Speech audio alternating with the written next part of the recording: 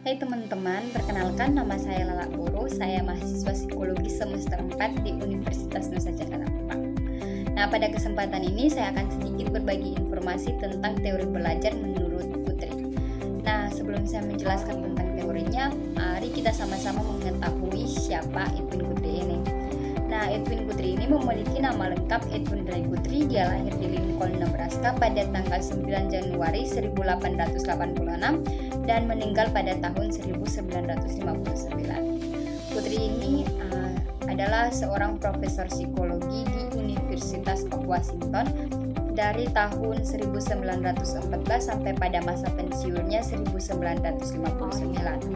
Nah, selanjutnya kita akan masuk pada teori pembelajaran menurut Guthrie.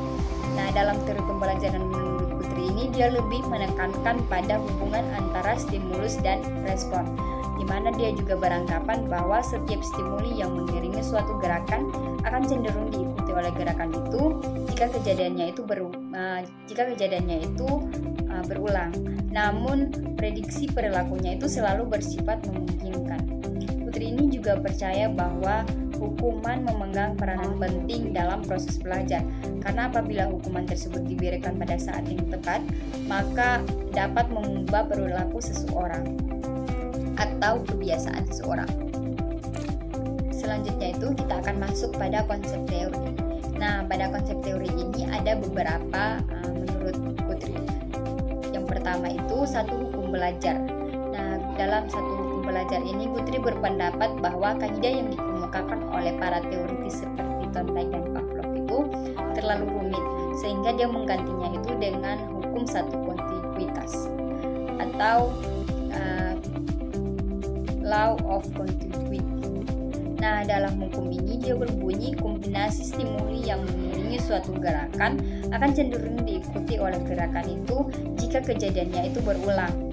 Contohnya itu, jika kita melakukan sesuatu hal dalam situasi tertentu, maka pada waktu lain dan dalam situasi itu kita akan cenderung melakukan hal yang sama pula. Pada publikasi terakhirnya itu sebelum dia meninggal, dia merevisi ulang hukum kontiguitasnya itu menjadi apa-apa yang dilihat akan menjadi sinyal untuk apa-apa yang dilakukan. Alasannya itu karena terdapat berbagai macam stimuli yang dihadapi oleh organisme pada waktu tertentu, dan organisme tidak mungkin untuk membentuk asosiasi dengan semua stimuli itu, karena organisme hanya akan memproses secara efektif pada sebagian kecil dari stimuli yang dihadapinya. Dan selanjutnya itu proporsi stimuli inilah yang akan diasosiasikan dengan respon. Yang kedua, belajar satu percobaan atau prinsip one trial learning. Nah, Guthrie ini menolak hukum frekuensi sebagai prinsip belajar. Nah, dalam belajar satu percobaan ini dia berbunyi suatu pola stimulus mendapatkan kekuatan asosiatif pada saat pertama kali dipasangkan dengan respon. Nah, yang ketiga itu stimuli yang dihasilkan oleh gerakan. Nah, Guthrie ini mengemukakan adanya stimuli yang dihasilkan oleh gerakan itu disebabkan oleh gerakan tubuh kita. Yang keempat, latihan meningkatkan performa. Untuk menjawab pertanyaan ini, Guthrie membedakan antara tindakan dengan gerakan, di mana gerakan adalah kontraksi otot. Nah, sedangkan tindakan dia terdiri dari berbagai macam gerakan. Nah, tindakan ini biasanya didefinisikan termasuk dalam apa-apa yang dicapainya.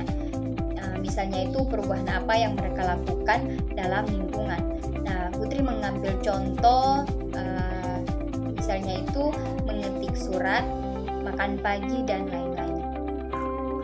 Nah, yang kelima itu sifat penguatan. Nah, pada poin ini Guthrie mengemukakan isu yang dibahas oleh Thorndike, yaitu ketika satu respons yang menimbulkan keadaan yang memuaskan, maka selanjutnya itu terulangnya respons yang akan meningkat. Guthrie menganggap efek itu tidak dibutuhkan. Menurut Guthrie, penguatan hanyalah aransemen mekanis yang dianggap dapat menjelaskan dengan hukum belajar Yang selanjutnya itu Guthrie juga menganggap penguatan mengubah kondisi yang menstimulasi dan karenanya mencegah terjadinya non-learning. Nah, yang terakhir itu ada beberapa pandangan teori Guthrie.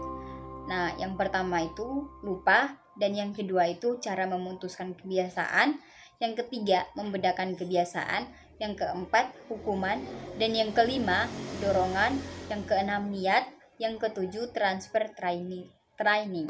Nah, mungkin ada kata-kata yang salah dalam video ini, saya mohon maaf, dan mungkin teman-teman bisa searching